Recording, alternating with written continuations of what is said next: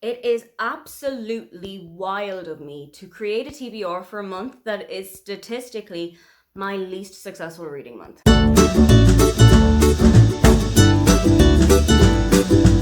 Hi, welcome, come on in. My name is Aoife, and today I am taking you through my December's not TBR pile of possibilities. Every year in December, my reading tends to kind of plateau.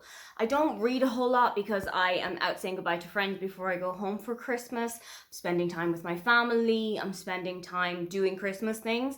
So I don't tend to read a lot across the month of December, but if there are books that I want to get to, these are top of the list. The first two are on my TBR for winter this year, and the first one is Light FMS by B.K. Barrison. I actually think that this is going to be the next book that I read. Whenever I am finished what I'm currently reading, I think this one is going to be the next one. This will follow Stella, who takes part in a Christmas tree farm competition, but kind of stretches the truth a little bit on her application and says that she runs it with her boyfriend. However, when Evelyn St. James comes to judge the farm, turns out that she needs that boyfriend a little bit quicker than she had expected to. This is where her best friend Luca stands in and pretends to be her boyfriend, but as it's Christmas time and as they are dotted around by Christmas trees and by twinkling Christmas lights and by mistletoe, things might start to get real between the two of them. Next up is Just Like Magic by Sarah Hogle. This is going to be the second Sarah Hogle book that I am going to read, and I'm super intrigued by the concept of it. It follows Betty, who is a little bit of a Christmas Grinch, but when she goes home after work one evening, she accidentally plays All I Want for Christmas Is You backwards and ends up summoning the spirit of Hal, who is a huge Christmas fan. And he takes her on a little journey to discover the magic of Christmas again and to bring the warmth of Christmas back to her.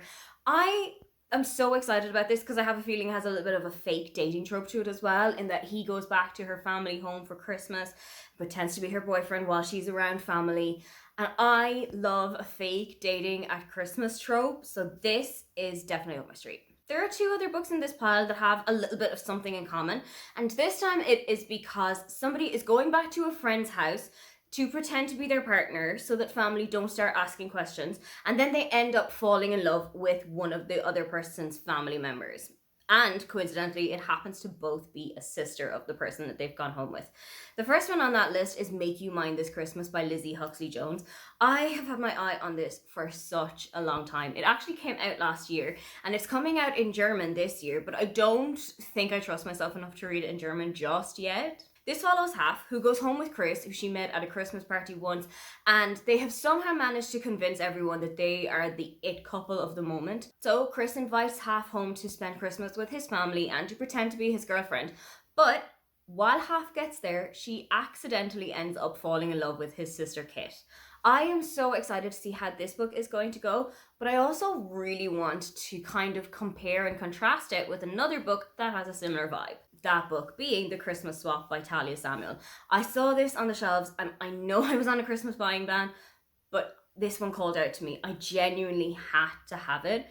Like I said, this is quite similar to Make You Mine This Christmas in that one of the characters goes home with a friend of theirs for Christmas and ends up falling in love with their friend's sister. I am so excited to see how these books are going to compare to one another, how they're going to stack up against one another.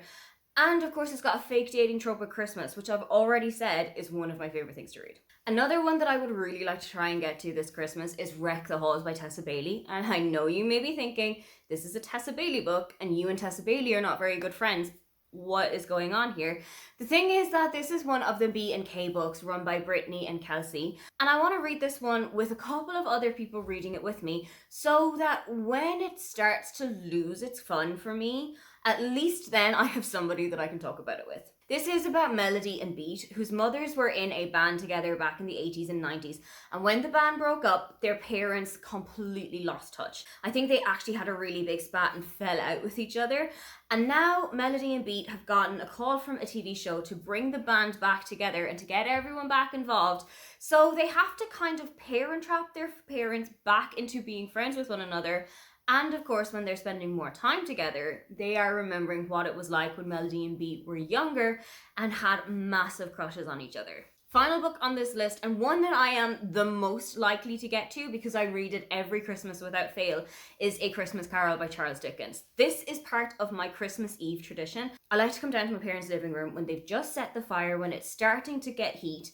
I like to curl up beside it with a book, with a blanket, and it's usually this book. I'll either listen to it as an audiobook or I will read the copy of it that's on my Kindle. And then when I am finished reading the story of Ebenezer Scrooge and his kind of journey from miserly and lonely to welcoming the love of Christmas and to being friends with everyone in the town, all of my family and I, we gather together, we have lunch, and we watch the one true adaptation of A Christmas Carol.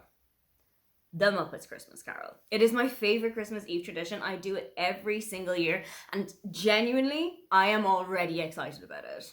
Those are the books that, with any luck, I will have gotten ticked off by the end of December. Are there any books that are on your pile of possibilities, or are you going to be reading any of these along with me? If you would love to leave me a comment but you can't think of anything you'd like to say, then just leave me a Christmas tree emoji.